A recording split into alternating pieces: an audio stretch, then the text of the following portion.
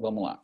Boa tarde, pessoal. Dia 1º de outubro, disciplina de treinamento físico. Vamos dar sequência ao conteúdo. Aula da tarde, parte 1. Vamos gravando, né? Já vou compartilhar a tela aqui. Não abri. Sim, começamos bem. Vamos abrir aqui o arquivo.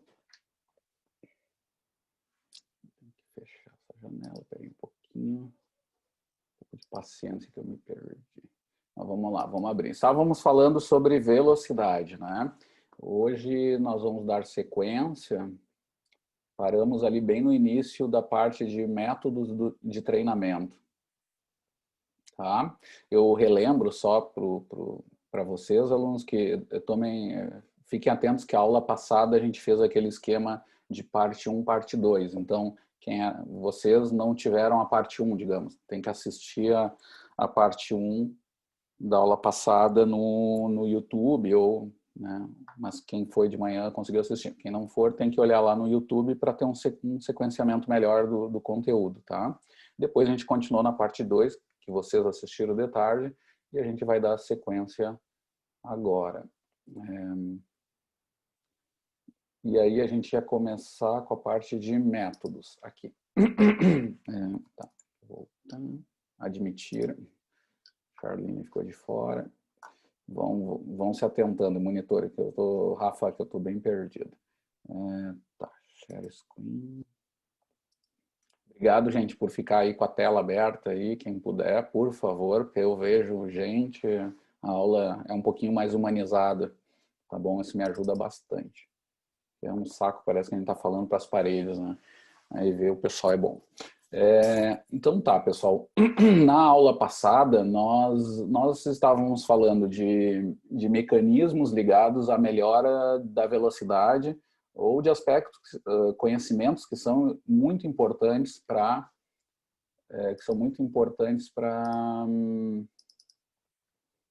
entender a velocidade, o treinamento de velocidade, aspectos biomecânicos, né? Falamos do ciclo alongamento e encurtamento, sobre biomecânica, né? Na última aula falamos bastante de biomecânica, do treinamento de velocidade. Eu estou admitindo aqui o pessoal, mas ele está indo. Bene. E, bom, hoje nós começamos com os métodos. Eu começo com uma coisa mais genérica, né? Vamos falar sobre as dicas de treinamento gerais, assim, de qualquer treino de velocidade. Tá? São dicas assim que o treinador tem que ter atenção, que se diferem um pouco dos outros métodos. Tá? Um elemento que é principal é a questão de motivação, estímulo verbal. Né? E aí a gente tem que recordar, assim, é bem comum em treinamentos combinados ou de esportes que envolvem mais de um método de treinamento, a situação em que, quando tiver treino de velocidade, esse treino ser um pouquinho diferente. E ele é diferente principalmente por essas questões de motivação. O controle do treino é um pouco mais próximo. O treinador, ele tem mais proximidade com o aluno. Claro que vai depender de esporte para esporte, situação para situação, mas é muito comum. Por exemplo, corredores vão fazer treinos mais aeróbicos, de resistência, muitas vezes sozinhos. Tá? E às vezes até em espaços que fica quase impossível o treinador seguir. Os caras vão fazer treino na rua e coisa assim. O remo, os caras vão andar muitos quilômetros fora do local de treino, ali onde está o treinador, e às vezes eles não estão muito próximos. E é normal isso, deles fazerem esse treino mais sozinho. Nos treinos de velocidade, o treinador está mais próximo. Quase sempre ele está dando estímulo e está fazendo um exercício forte ali de controle de desempenho através do uso de cronômetro. Então aí vai outra dica de treino também. É extremamente importante, acho que em todos são, mas na velocidade é mais ainda, o controle do desempenho. Tá? Então, aqui fica a dica, assim, que qualquer um que vai trabalhar com velocidade e que vai precisar de controle de tempo, tá? O uso de cronômetros, que invista um tempo para aprender a usar bem isso. Tá? Porque a gente vê muitas vezes os alunos, treinador, usando assim o cronômetro mesmo de um jeito muito simples, assim, e às vezes sem conseguir controlar coisas por falta de técnica mesmo, de saber usar bem. Então, vale a pena perder tempo para se entender bem. E aí eu dou a dica, né? Tem treinos de velocidade que às vezes o controle se dá com mais de 20 alunos ao mesmo tempo, assim, equipes saindo, tendo largadas de certo tempo lá, e quando chegam no tiro, o treinador consegue dar o tempo e ele tem apenas um cronômetro, às vezes dois, onde ele controla as voltas do treino e tal, mas sabendo usar bem esses recursos. Então, é importante. E, além disso, claro, a motivação. Então, voltando ali para o primeiro instante, primeiro exemplo, né? Primeira questão. Aqui tem que ter motivação. Então, na aula presencial, eu falava um pouco mais disso, né? Não dá para chegar para treinos de velocidade e chegar lá meio como eu estou hoje, que eu estou meio sequelado e ficar assim, gente, estou mal, então vai lá, quando quiser, sai, ok, chegou, fez isso. Não dá, tem que ser, preparar, foi, vai, força, força, força. Tem que ter estímulo, tá? Isso é importante. Além disso, as repetições, elas têm características de baixíssimo volume e uma intensidade sempre máxima para aquele número de repetições. Tá? Então, isso é bem importante. Tá? O treino de velocidade é um treino onde, de certo aspecto, ele se parece com a questão da força máxima, onde tu tem que ter menos a questão da fadiga. Por isso que as repetições são baixíssimas quando eu falo de velocidade pura. Tá? Isso muda um pouco de figura quando eu falo de resistência de velocidade, que acontece muito, né? Como a gente já falou lá do contínuo de métodos, né? Mas no caso aqui, é bem importante que se faça com alta qualidade esse exercício. Se eu tenho como objetivo melhorar a velocidade do meu aluno, é importante que ele faça com alta qualidade esse exercício. E por isso eu tenho que evitar situações de fadiga. Tá? Quanto mais é a velocidade pura que eu tenho que melhorar do meu aluno, menos essa eu tenho que arriscar com fadiga. Por isso que eu faço séries com até 4 repetições. Poucas repetições e com grande intervalo entre as repetições. É 2 minutos ou mais para cada repetição. Vejam que esse é um limite bem superior, que a gente viu lá perto do treinamento de força, mas era por aí para mais. Né? Então aqui também. Tá? Bastante tempo, porque tem que ter alta qualidade naquilo se eu vou procurar essa melhora da velocidade. Tá? Outra dica de treinamento geral é uma coisa meio óbvia, assim, mas que tem que se falar porque a gente acaba vendo bastante aí em treinos de saúde, o pessoal fazendo uma confusão, que é usar treinamentos de velocidade como algo, uma condição de pico de um treino para outra coisa. Então, assim, por exemplo, a gente viu lá em treinamento de resistência que as cargas de treinamento de HIIT, né, treinamentos intervalados de alta intensidade, eles envolvem, quando a intensidade está acima, logo acima do HIIT, eu tenho treinos ali de neuromuscular, que se diz, ou adaptações neuromusculares, que são treinos de velocidade, né? E aí, às vezes, o treinador organiza uma semana, dentro do choque, de um bloco de treino que é bastante intenso de HIIT, ele bota lá como um choque, como algo mais intenso ainda, incluindo treinos de velocidade.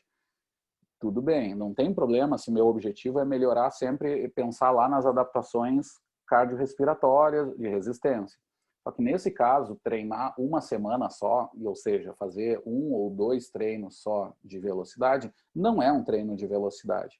Isso aqui não se configura como um objetivo de melhora de velocidade. Tá? Eu posso até ter melhoras de velocidade gerais e tal, mas não é o treino de velocidade pura. Tá? Então, aqui, o que acontece? Aqui tem um erro básico porque eu estou desrespeitando as regras gerais que a gente já viu até agora, que é continuidade, tem que ter uma permanência, tem que ter uma organização das cargas de treino de velocidade, assim como qualquer outro treino. Tá? Então, aí fica a dica também. Treinamento de velocidade se faz no mínimo 1 mês seguido. E o mais normal é 2 meses, assim como dos outros métodos, não tem muito mistério. Tá? E vão até 3, 4 meses. Tá? Também geralmente não passam de 3 meses treinos de velocidade em bloco. Tá? Sempre se oscila para outra coisa depois desse tempo. Mas é preciso, então, de 1 a 3 meses, que é o mais comum, é preciso ter continuidade, seguir todos os princípios de treinamento que a gente viu. Tá? Também tem um erro aí que a gente acaba vendo, às vezes o pessoal chamar de treino de velocidade atividades às vezes festivas do grupo. Então, final de ano fazem competições internas, aí chamam aquilo de treinos de velocidade, porque se faz tiros, né, provas rápidas e tal. Não é, né? Porque se o cara vai fazer uma vez isso, ou duas na semana, também não vai configurar isso como um treinamento de velocidade. Tá? Ele não deveria ser pensado assim. Ele pode, de novo, ser uma estratégia de motivação para questões sociais, esse tipo de atividade, mas isso não é um treino de velocidade. Treino de velocidade tem que ter tudo isso que a gente comentou. Continuidade, sequência, ondulação de cargas e por aí vai. Tá? Muito bem, então tá dado aí as dicas, motivação, intervalo, séries relativamente pequenas e um grande controle de desempenho, tá? Isso é importante, às vezes o que acontece é que o aluno, quando ele está um pouco mais fadigado, muitas vezes ele apresenta uma quebra de técnica ou até do desempenho, mas às vezes não, às vezes ele até mantém um desempenho, mas com uma técnica muito diferente. Ele às vezes faz uma compensação, aumentando muito a frequência de passada, ele exagera movimentos de braço, tem algum aspecto coordenativo aparece às vezes, bom, e quando isso é considerado como um erro, um problema técnico, é muito bom, é quase sempre desejável parar o treino por ali. Tá? Não é bom treinar a velocidade com técnicas equivocadas. Tá? E aí, de novo, professor, mas isso é bom porque pode simular uma situação de competição onde o aluno apresenta o erro com a fadiga. E aí, bom, eu volto àquela questão anterior. Tudo bem, mas isso é resistência de velocidade. Ele não está melhorando a velocidade de base. Tá? Isso pode aparecer, na natação aparece, né? Em altas intensidades, o aluno começa a apresentar um erro técnico por causa de uma fadiga local ou algo assim. Tudo bem, mas isso é resistência de velocidade, isso trabalhos técnicos para outra coisa. Não é mais para essa velocidade pura. A velocidade pura é bom trabalhar sempre com a técnica bem controlada, em boas condições. Tá? Bom, vamos para os métodos então. O primeiro método, pessoal, tem a ver com habilidades específicas. Tá? É de uma tradição muito forte do atletismo, onde eu vou ter ali habilidades que são muito ligadas a atividades locomotoras. Tá? São aqueles gestos que a gente acaba vendo muito em aquecimentos, que tinha antigamente no futebol e ainda tem, e em vários esportes, alguns gestos lá que simulam etapas da atividade de corrida mesmo, exagerando, aumentando, diminuindo alguma ação particular. Tá? Os movimentos mais comuns são o skipping, né, que é onde tu tens um trabalho de joelho mais elevado, mas tem várias, esse é o mais comum, né, com joelhos elevados. Tu tem o Anfersen, que é com joelho baixo, mas com o pé na bunda, como a gente chama, onde tem bastante trabalho de flexor de joelho ali, trabalho bastante de musculatura de joelho para fazer aquela ação ali, como está mostrado ali na figura. Mas, claro, os skippings específicos são muito variados. Tem aquele ali de tornozelo, que a gente está vendo ali, onde tu tem pouquíssimo deslocamento a cada passo e bastante trabalho de tornozelo em alta frequência. Tá? Tu tens skippings também saltitantes, tá? Que chamam também tipo corrida no parque, algo assim, que é o do aqui mais para a direita. O pessoal tem usado até essas técnicas boas até agora, online. Tá? É uma dica assim, de possibilidades de treino em conjunto, porque requer pouco espaço. Assim, tu pode, quase sempre a sequência de uso dessas habilidades, elas partem de uma situação estática. Geralmente vai do lento para o rápido e do estático para o dinâmico. Então, tu pode fazer esses trabalhos, por exemplo, de tornozelo, mesmo quando é dinâmico, tu faz ele em 1 metro ou 2 metros, que já é uma sequência boa de exercício, né? Tu pode usar elásticos também no espaço, e aí tu tens até como fazer estático, mas também com essa força anteroposterior também, né? Que seria uma espécie de deslocamento, não é, mas simula, né? Porque tu teria essa força também anteroposterior atuando. Então, tu consegue fazer bastante trabalho onde tu tens ali um exercício que envolve uma certa força local, tá? Mas executada em alta velocidade. Seria uma espécie de uma potência localizada, né? E quase sempre serve para aspectos coordenativos da prática da velocidade. Isso vai te trazer uma melhora na velocidade, porque o aluno vai conseguir fazer uma técnica melhorada nisso. Né? Os alunos que, por exemplo, é muito comum em trabalhos de velocidade, alunos com fraqueza de membro inferior não conseguiam executar ações de sprint mesmo com o joelho alto. Eles correm muito arrastado, que se diz assim, na prática de treino de corrida. E aí, com o trabalho de fortalecimento de flexores, de quadril, extensores de joelho, eles conseguem, no sprint, usar melhor essa fase de balanço e acaba isso ajudando toda a mecânica do sprint. Isso dá melhoras, às vezes, até meio gritantes, assim, porque eles encaixam uma técnica um pouco mais adequada. Tá? É bem interessante. O que acontece, pessoal? É um bom trabalho de ritmo também, é um bom trabalho para melhorar essa velocidade num período mais de formação de alunos, de coordenação geral, e eu diria não só bem lá na infância, adolescência, mas até no início da idade adulta, né? onde se termina o período de formação, onde esse aluno quase sempre chega a 19 anos, 20 anos, muitas vezes ele está se aproximando de uma fase profissional, digamos, se for para um desenvolvimento esportivo, tá? Esse trabalho é muito bom em vários esportes, tá? Fazer esses trabalhos técnicos e tal, porque isso dá muito ritmo, dá muita possibilidade de ajustes de movimento a diferentes ritmos, né? Isso dá uma coordenação muito boa de base para esses alunos. Tá? Que mais? E esse tipo de exercício também, aí eu puxo um pouco a sardinha aqui para a área da locomoção. Já que vocês não têm uma disciplina sobre locomoção, que é o assunto que eu estudo, eu acabo puxando a sardinha para o meu lado, falando um pouco mais disso. E aqui eu vou fazer de novo um parênteses, que não é o assunto mais tradicional de treinamento, mas eu acho bem interessante você saber. O skipping é uma forma de locomoção abandonada no nosso processo evolutivo. Tá? Resumindo, é um pouco isso. Quando nós nos tornamos, com a questão do bipedalismo, quando nos tornamos mais eretos ao longo de milhões de anos, né, de desenvolvimento do Homo sapiens, esse tipo de locomoção foi perdendo sua utilidade porque ele é um tipo de locomoção não econômica para nós. Tá? É um tipo de locomoção intermediária. Crianças fazem por questões, né, motivacionais e tal, às vezes nem tanto, fazem para resolver problemas, e é também usado nos esportes para mudanças de direção. Algumas habilidades semelhantes ao skipping que se utilizam disso. E também, se o aluno tem um bom treino disso, ele consegue executar também essas tarefas aí de forma importante. E é um tipo de locomoção também usual na hipogravidade. Né? Os colegas da Itália lá estão estudando bastante isso e estão vendo que isso já tinha sido visto lá na Lua. O meu orientador, lá, o professor Cavanha, uns 4 anos antes do homem pisar na Lua, ele ficou muito famoso, entre várias coisas interessantes. Ele e o orientador dele, que era o professor Margaria, eles ficaram famosos porque eles estimaram qual seria a locomoção melhor numa gravidade semelhante à da Lua.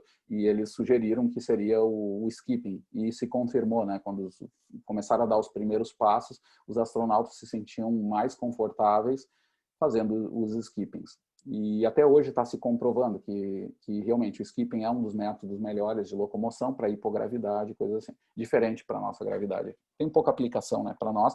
Tem uma aplicação sim, que é para situações de sustentação de peso. Toda reabilitação com sustentação de peso, onde tu tem ali uma simulação de uma gravidade menor, seria as possibilidades de exercício também de reabilitação são interessantes com o skipping. Né, porque também são econômicas em fases intermediárias ali quando tu vai diminuindo essa redução de peso, né, é uma estratégia de reabilitação de muita lesão de membros inferiores. Mas é essa forma. Eu gosto de dizer também uma coisa que tem a ver com locomoção animal, mas o skipping é um análogo ao galope de quadrúpedes, tá? Para nós não é importante, não é um principal tipo de locomoção natural, né? Mas a gente usa só como treino e tal. Mas os quadrúpedes, sim, usam de forma bem importante. Inclusive, é o método de locomoção mais rápido em um monte de quadrúpedes, né? Eles fazem o skipping, que seria o unilateral, que seria com a mesma perna na frente. O cavalo de corrida, ele faz a prova um pouco inclinado, assim, né? Porque ele está sempre com a mesma pata de um lado à frente da outra, fazendo esse duplo skipping, que é o galope. Tá? Muito bem. E para nós ele é um meio do caminho, de caminhada e corrida, então tem um pouquinho de mecanismo pendular e elástico. Tá? Muito bem. vamos lá. Então, aqui tem as maneiras de se trabalhar isso. Então, sempre numa sequência do lento para o rápido, para o aluno coordenar bem a atividade. E a gente vê assim, muito trabalho com alunos que nunca treinaram isso. Um desenvolvimento muito bom, sabe? Os alunos no início sofrem bastante, não coordenam braço, perna, e coisa devagarinho eles vão encaixando ao longo de semanas, vão tendo uma boa adaptação. E também lembrando da outra sequência pedagógica que é interessante, que é não só lento para o rápido, mas também do estático para o dinâmico, né? Movimentos também de skipping com inclinação são muito interessantes. Inclusive, não está no material aí, mas a gente testou depois que eu fui sujeito num experimento lá em Milão, faz uns anos atrás, no teto lá do laboratório. Eu estudei com eles, eu participei de um estudo que era em curva, skipping em curva, porque tinha uma questão básica na locomoção animal, locomoção terrestre, que é quando fazem a curva, se no galope eles colocam a pata dianteira interna à curva ou externa. Tem animais que fazem de um jeito, tem outros que fazem de outro. E a gente foi estudar no modelo humano como é que seria fazer a curva com a perna dianteira interna ou a dianteira fosse a externa da curva. Tá? Era uma coisa assim. Eu fui sujeito, mas eu vi que naquele trabalho ali tu tem um trabalho muito forte, por exemplo, de flexores plantares. É um trabalho de força local e também que ajuda na velocidade, que é super interessante. E aí eu me lembro que a gente incluiu isso em alguns exercícios do grupo de corrida, logo que a gente fez isso, porque eu fiquei com a minha perna muito dura, porque como eu tinha que fazer o consumo de oxigênio, eu tive que fazer esse exercício por 5 minutos, né? Mas eu fadiguei, na verdade, mas terminei lá o teste e tal, né? A perna ficou a batata ficou inchada lá uma semana. Aí eu disse, ó, aqui tem um trabalho de resistência local, vamos fazer mais curto, né, para não matar os caras, né? Mas é um trabalho bom. E aí a gente foi aprendendo também outra maneira de melhorar uma parte aí, de onde, especialmente alunos que têm mais fraco, eles podem fazer esse skipping em curva, alguns exercícios assim. Tá? Pois bem, pessoal, falei dessas habilidades básicas. Agora vamos falar dos métodos mais comuns de velocidade. Os mais importantes são 2. São os métodos assistidos e resistidos. O termo já nos indica um pouco o que significam, né? A terminologia.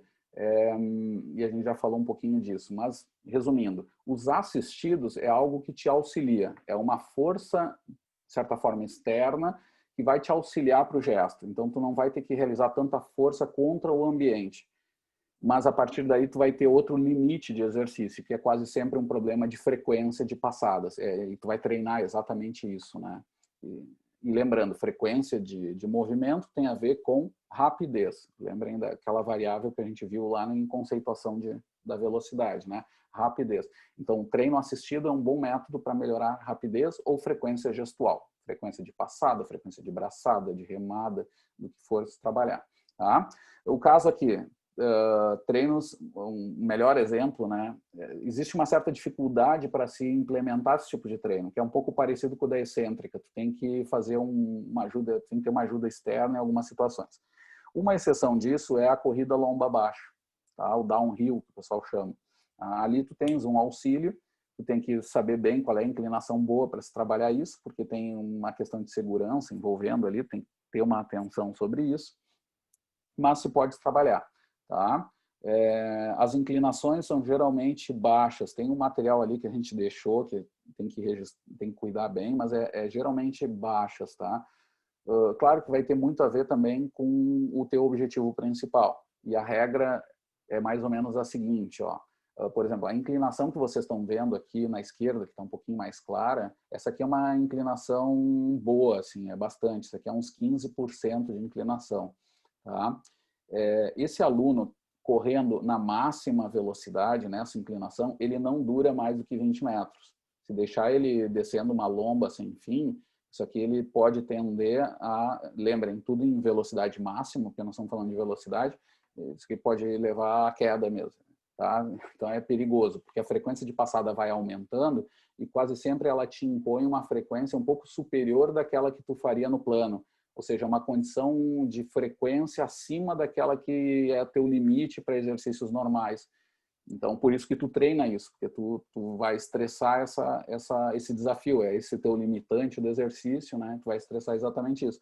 Só que tem um limite para isso, senão daqui a pouco tuas pernas não dão mais conta e aí quem vai te segurar é o chão, né? O chão é o limite, tá? Então tem que se cuidar. Qual é o objetivo aqui? Se a inclinação é grande, a distância tem que ser menor. E aí eu sei que eu vou estar trabalhando uma velocidade mais pura. Tá? Esse aqui é um melhor exemplo, onde a frequência limite é um bom treino para quebrar a barreira de frequência. Tá? Tem alunos que têm alguma dificuldade com isso. A gente nota por padrão motor geral. Quando o aluno vai aumentar a velocidade de marcha, ele não consegue aumentar tanto a frequência. Isso na natação acontece muito. Alunos que nadam mais em técnica de captura, que se chama, que é esperando muito a mão lá na frente, eles fazem um comprimento muito longo, né? Mas o gesto fica muito lento, tem a frequência lenta. E às vezes quando tu precisa colocar frequência rápida, esse aluno sofre um pouco para fazer isso, por ele ter um padrão motor mais estabelecido, mais ligado aos automatismos posturais da marcha normais, tá? Que tem a ver com regiões mais de base ou basais do córtex, tá? Estão ligados àqueles automatismos, aquelas atividades que tu consegue fazer e pensar na vida, etc. Porque está controlando muito essa região. Mas, claro, tu precisa mudar isso. Na prática, aí, e não é que se saiba tanto sobre o mecanismo mais neurais e tal, mas o que se sabe é que tu precisa estimular ele e quebrar essas barreiras. E o treinamento assistido é uma boa maneira de fazer essa quebra de barreira. Tá? De acelerar também. Quando precisar, tem que acelerar demais. Tá? Em treinos de velocidade isso vai ser bem importante. Mas as inclinações são mais baixas. Aí, para terminar lá o raciocínio é o seguinte, bom, mas se eu fizer numa inclinação menos agressiva, essa aqui está bem grande, mas se eu fizer numa diagonal dessa descida, tá? Ou fazer uma descida mais leve mesmo, para vocês terem ideia, assim, para ter um exemplo prático, né? A nossa perimetral lá do lado 10F, ela lá no início, lá da Protásio, ela tem em torno de uns 10% só de inclinação. Ela parece ser bem agressiva no início, né? É mais inclinado, mas aquilo ali é em torno de 10, ou seja, 10 já é bastante coisa. E ali tu tem que cuidar com as distâncias. Só que quando tu vai baixando, vai chegando mais perto lá da galeteria, por aí, né? Ali a inclinação é de 5%, e ali já dá para fazer um bom trabalho. Só que com a inclinação menos agressiva, tu consegue trabalhar o downhill, mas às vezes com elementos de resistência. Tu consegue deixar o aluno treinar um pouco mais de distância. Então, pode auxiliar quando tu precisa, por exemplo, trabalhar resistência de velocidade máxima. Porque 5% é uma inclinação que já te ajuda bastante. E tu vai ter uma ajuda e tu vai conseguir assumir uma velocidade máxima que é maior do que tu faz no plano, né? Já vai te ajudar, só que tu vai precisar fazer uma frequência de passadas bem grande, tá? Bem grande ali, e aí tu vai poder permanecer por mais segundos nela. Aí tu consegue fazer uma distância maior. Geralmente se usa mais de 50 metros aí. Tá? Que 50 já é grande, né? Já é uma boa distância para tu manter uma frequência muito alta, tá? E aí se faz isso, 50, 70 metros, algo por aí. Em downhill, tá? Lembrem disso. Outra característica importante, pessoal, é que nesse tipo de trabalho a contração excêntrica é essencial, é predominante nessas ações. Então eu também tenho aquele problema mecânico, né? Eu vou ter ali uma situação de treino em que vou ter processos inflamatórios mais importantes, né? Se esse aluno vai treinar isso, ele tem que ter uma base anterior, né? Ele tem que ter treinado já força, inclusive com elementos de excêntrica para permitir ele conseguir fazer bem esse exercício. É um pouco parecido com aquele discurso que a gente falou da zona 3 da pliometria. A zona 3 daqueles saltos em drop jump, que são saltos com altura acima do ponto ótimo, alturas muito grandes de drop jump, né? Ou salto em profundidade, onde tu tens ali um treino de potência excêntrica. Entra no mesmo bolo, embora não seja tão intenso que nem aquele trabalho lá, esse aqui vai envolver cargas que vão ser um pouco mais restritivas, assim, do ponto de vista mecânico, né? Tem a ver com lesões e por aí vai. Eu gosto de falar isso, pessoal, e aí eu trago um exemplo de um experimento que eu participei há uns 10 anos atrás em Verona, que foi super interessante, que era o seguinte. Eu coloquei corredores, eram maratonistas alpinos, tá? não eram todos alpinos, mas deveria ser, então tinha uns mais terrestres, aí eu posso até falar das diferenças, mas a maioria deles eram maratonistas que faziam só prova louca, né, que eu já comentei aqui, que é aquela história que é como se fosse caxiense, né, que só treina em lomba e coisa que não tem reta lá nessa cidade, né, Júlio? Então, assim, peguei esses caras aí, que treinam específico para isso, e o experimento era o seguinte, era meia hora correndo a 10 km por hora, que é uma velocidade baixa para eles, né? É um ritmo longão deles, né? E tal. E avaliei a potência metabólica, tá? Avaliei a parte mecânica também, a eficiência, mas o que importa é que a potência metabólica era X desse aluno. Essa era a condição controle dele. Depois a gente colocamos eles a correr 30 minutos a 15% de inclinação. É uma inclinação bem boa, como eu falei, que seria mais ou menos como essa aqui, uma inclinação fortezinha assim para eles. Há uma isopotência que a gente chama, a mesma potência metabólica do que ele fazia 10 km por hora. Para atingir essa mesma potência metabólica, eu tive que diminuir a velocidade. Quase todos eles correram a 15% de inclinação, correndo mais ou menos uns 5 km por hora. Tá? Eles tinham que baixar muito a velocidade para ter a mesma potência aquela de plano a 10 km por hora. Tá? Pois bem, fiz esse controle de isopotência para cada um no início do teste e depois deixava eles correr todo esse tempo e avaliava a cinética de oxigênio e parte mecânica. Conseguiram fazer todos. Tá? Mas aí aconteceu a situação. A terceira condição era 15% negativo, menos 15%. Uma inclinação bem forte, mais ou menos como está na figura aqui, essas gurias correndo aqui. Tá? O que aconteceu? Eu tinha que colocar eles na isopotência, a mesma potência, que dava mais ou menos um pouco abaixo de 30 mililitros quilograma minuto. É uma potência metabólica baixa, porque é respectiva a 10 km por hora, que um corredor treinado faz tranquilamente, né?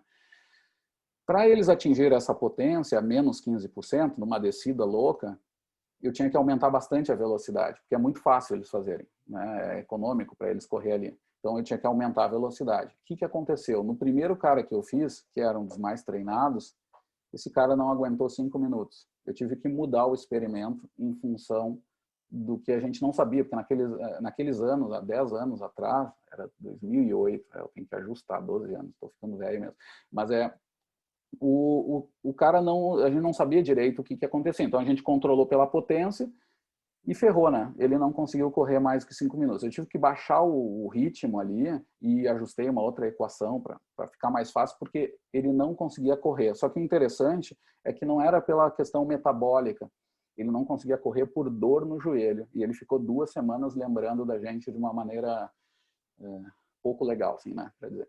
Então, porque ficou com muita dor no joelho, tanto é que pediu para parar. E aí entra uma questão de limites de exercício, que a gente tem que também ampliar, que entra um pouco naquela discussão que a gente falou de motor e máquina. Muitas vezes vocês estão, quando falam de limites de desempenho, etc., muitas vezes se liga muito só ao metabolismo. Mas a gente tem que lembrar que também tem essa transmissão, que é a da máquina, né, que é os sistemas esses de engrenagem, nossos, estruturais também, que a gente chama, que também podem limitar o exercício. E no caso foi o que aconteceu, e hoje já se sabe com mais evidência que o ser humano mesmo, o limite de velocidade no plano é dado por metabolismo, não é por questão de lesão, né? A gente corre no limite de velocidade máxima por causa disso. Diferente de animais maiores, mais de 200 quilos, elefantes, por exemplo, o limite de velocidade máxima no plano é por questões estruturais, eles evitam aumentar a velocidade, mesmo tendo metabolismo, porque eles estão a ponto de quebrar as estruturas deles. Né? Nós não temos esse problema no plano, mas quando a gente começa a trabalhar em negativa, sim, o limite dos exercícios em negativa não é metabólico. As velocidades máximas que a gente consegue incluir ali é por restrições ligadas à estrutura, aos nossos fatores de segurança que ficam gritando, cuidado que vai quebrar, e a gente evita. Tá? Que é o que acontece nas provas de inclinação. E cada vez mais o pessoal está se atentando a isso, porque as provas de inclinação se dava muita atenção à subida, né? Quer dizer, ali é o limite para diferenciar os homens dos guri, né? Então se treina muito ali. Mas não é bem assim, tem que treinar ali também, mas o que já se viu é que qualquer adaptação que tu faça na negativa, tu tem mais vantagem ainda, porque as diferenças se tornam maiores em questões de tempo. e além disso eram menos treinados, então você está fazendo treino excêntrico, etc, para resolver isso. Tá? Então aqui não é o caso, porque aqui a prova, aqui o exercício é curto, mas é só para vocês entenderem também sobre exercício de modo geral, que tem a ver com ações gerais aí que vocês podem ter que às vezes é esquecido aí nas disciplinas, tá? Aqui é menor o problema porque as distâncias são menores. Como é velocidade, são menores. Mas mesmo assim tem carga, né? E é feito em alta velocidade, tá? E isso é uma regra geral. Forças de impacto, né, que tenha relação com lesão, elas são linearmente marcadas por essas inclinações, que é no seguinte sentido: inclinações mais uphills, subir lomba, é baixíssimo impacto, é onde tu tem menos impacto nas atividades locomotoras. Para caminhada e corrida, a mesma coisa. Conforme essa inclinação vai baixando e tu vai chegando perto do plano, tu vai aumentando o impacto, tá? Quem trabalha com treinamento de esteira ou inclinações sabe disso e cientificamente está bem provado. O impacto vai aumentando, vai tendo valores altos, para corrida é maior, para caminhada é menor, mas é sempre linear.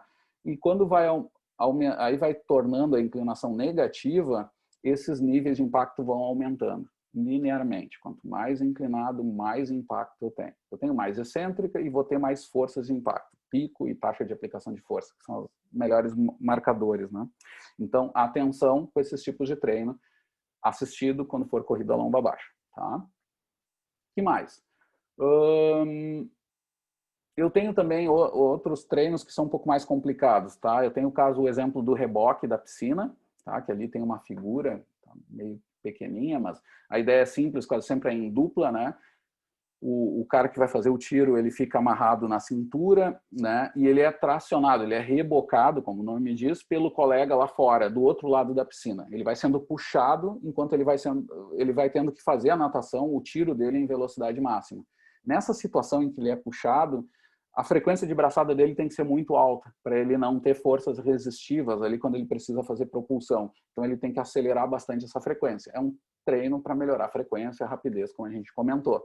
Mas é mais difícil de se fazer, porque cansa muito. O cara que está fora fica treinando forte, porque tem que puxar muito rápido aquela corda para dar certo. Tá? De manhã, o Rafael deu um exemplo, né, Rafael? Dá aí o exemplo enquanto eu tomo chimarrão. O exemplo que eu falei foi o exemplo do atletismo, onde eles usam uma moto, né, para puxar os atletas de velocidade enquanto eles estão correndo, para eles conseguir manter a coordenação em altas velocidades. A ideia é sempre essa, com esse tipo de treino. Um bom exemplo que eu acho que eu esqueci de manhã, Rafael, agora o Rafael falando me deu, mas eu acho que eu já falei em outras aulas, que é usar o elástico na esteira.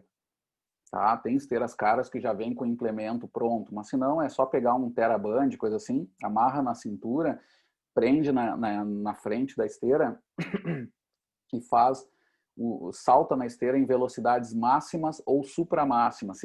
Até o nome se dá, um dos nomes mais comuns é o treino de supra-velocidade ou supra-distância. Tá? Quase sempre, nesse caso é supra-velocidade, porque no plano feito, tu consegue fazer com essa ajuda do elástico, tem um elástico te adicionando, né, te empurrando, né, te assistindo, tu consegues fazer uma velocidade supramáxima. E a frequência de passada, bem como o Rafael disse, também é estimulada desse jeito, né? Esse jeito é um pouquinho mais tranquilo, mas mesmo assim tem suas dificuldades para se aplicar, porque o exemplo que eu dei da esteira, tu tens que ter um sistema de segurança. É bem importante ter uma cadeirinha de segurança, porque esse cara é colocado em condições que é supramáxima, acima do que ele está acostumado. Então é arriscado e fica poucos segundos e tal. O exemplo do Rafa, claro, também tem sua dificuldade, porque é uma moto junto, com o cara preso, não é uma coisa simples de se aplicar, tá? Mas existe. Existe também até para o ciclismo também. Tá? Até uma aluna, a Adri, a aluna da manhã, que é nossa triatleta no projeto de extensão, ela deu o exemplo também que tem situações do ciclismo que dá para fazer também algo parecido, que é fazendo o draft, né? Tu coloca um cara na frente do outro, que a gente sabe que quem fica atrás tem um gasto energético menor, isso é estratégia, quando se pode, em provas o pessoal faz e tal, ou quando o cara está mais destreinado, vai atrás, mas aí com essa resistência mais baixa, tu consegue aumentar a frequência de pedalada. Isso pode ser interessante para caras que tenham um déficit na frequência de pedalada. tá? Porque também tem essa questão. Eles têm dificuldades de controle de ritmo mesmo em uma certa velocidade. E ciclistas estão pedalando muito rápido. Eles pedalam, para vocês terem ideia, eles estão pedalando entre 90 a 110 RPMs, né? Imagina, 90 revoluções por minuto, né?